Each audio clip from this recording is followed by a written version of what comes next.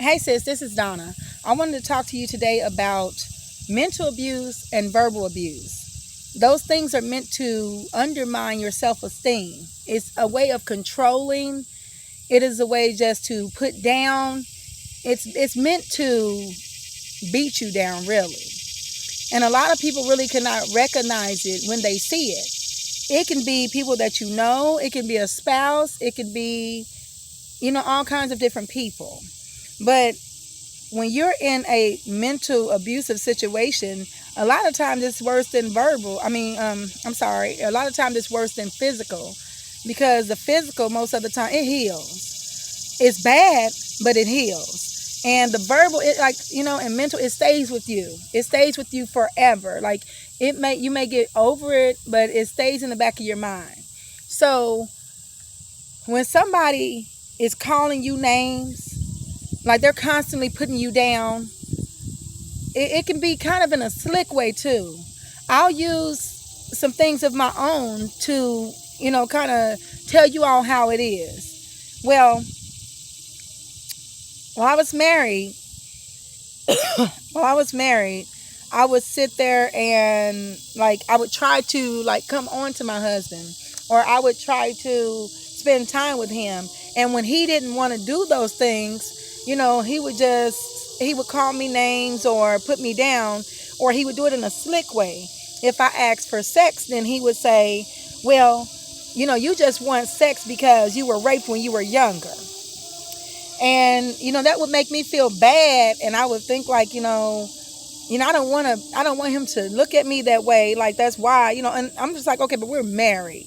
We're married. So it wasn't that something was wrong with me. There's something wrong with that person when they sit there and talk to you down every day, or they put you, they just put you down for no reason, to make themselves feel better or for their control mechanism. So I remember going to, try on the bras at Victoria's Secret, and he told me, he said, well, when you lose weight, you can fit a bra that you want to fit. Well, it's a lot of things they'll say. It'll start little. It starts little. And there's also that mental abuse of it. Whatever he wanted me to do, he had a way of getting me to do it. If I wanted to go hang out with my family, or if I wanted to go hang out with my girlfriends, just go have lunch or something, then he would say, if you go, then we're going to be into it when you come back. Or if you go, I think you're cheating on me. I think you're seeing another man, since I'm not going to sleep with you, then you're going out there getting it somewhere else. And I would end up staying home most of the time, because I'm like, I don't want to be fighting, with my husband just because I go have lunch with my friends or go somewhere with my sister. Like, I didn't want to fight about it. So that's a sign. It's controlling, and it happens gradually. Because he was staying in, he would want me to stay in. But when he would leave, he still would want me to stay in. And when he would go somewhere, he'll say, well, I'm grown. As if I'm not. You're human even when you're married. And you don't let anybody just talk down to you or put you down. I remember one day I said, well, that's enough. I'm not going to let him just control me anymore. And I was getting ready to go on this boat, it was a little boat party. And he let me oversleep, because I told him, wake me up at 7. But he let me oversleep, and it was so close to time. And I ran out of there. I got in the car. I'm still getting dressed literally in the car to make it, because there comes a time when you've got to just go. You've got to live your life too. Just because you're married or you're in a relationship, that doesn't mean you don't get to live your life. And if someone's going to get mad about every single thing that you do, that's just not the person you want to be with. Because what happens with the mental and emotional abuse is it carries on. Even after leaving, I began to encourage myself towards the end of the marriage. Like, I knew it was over. And I'm just like, because of all the things that he had said about me and just put in my mind, I was kind of hard on myself. I started to wear bigger clothes just to cover me, and I threw away all my lingerie and, threw away the things that I like I wouldn't wear the makeup. I wouldn't wear lipstick because I don't really, wear the face stuff, but I wear lipstick and eyeshadow.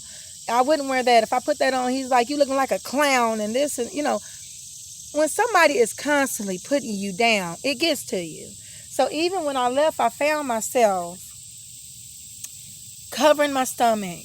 And I just wasn't looking in the mirror that much, and look at my body and stuff, because really, he said the reason that he didn't want to be with me, well, one of the reasons, besides him not liking my son, he said that my hysterectomy turned him off, and it made him not want to sleep with me for 2 years. So you can imagine, for 2 years of trying to be with somebody and getting denied and being talked to bad just because you want to be intimate with your husband, that took a toll.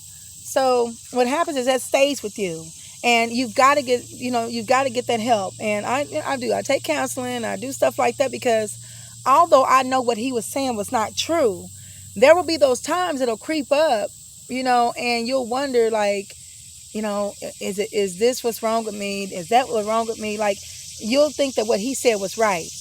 But hey, sis, it's not you. It's not you. When somebody is mentally and verbally abusing you, you're not the one with the problem. He's the one with the problem. It's not your problem. Your only problem is staying too long. Because if you stay too long in a abusive situation like that, then that's going to damage you. It's going to damage you where you won't be the same anymore. You'll have to get back to the person that you were. So my advice, if you have somebody that is verbally abusing you, get out. Sometimes you will not know right away, though. It's like, it doesn't just happen where he's like, you're stupid, you're this, you're that. No, it happens slow. I would talk to him, and he's like, every time you talk, you sound stupid.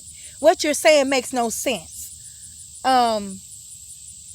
Well, that made me not want to talk to him. You see what I mean? What he wanted was me not to speak to him, not to really be around him and stuff. So what I would do was I would go work more so I wouldn't be around him that much. Or I would stay out his way so that I would give him his space, and maybe he wouldn't be so mean. But that didn't work, because when it got time for bed, I would come in and I get under cover and stuff, and I would try to hug him, and he's like, get off me, I'm not sleeping with you. It's not all about the sex. It was about the manipulation that he was giving when I wanted to be with him. If you would hug him, he'd tell you, you just do too much. You love somebody too much. Just ease it up on me. Well, if you're a loving person, be a loving person. Just love somebody else. But more than anything, love yourself.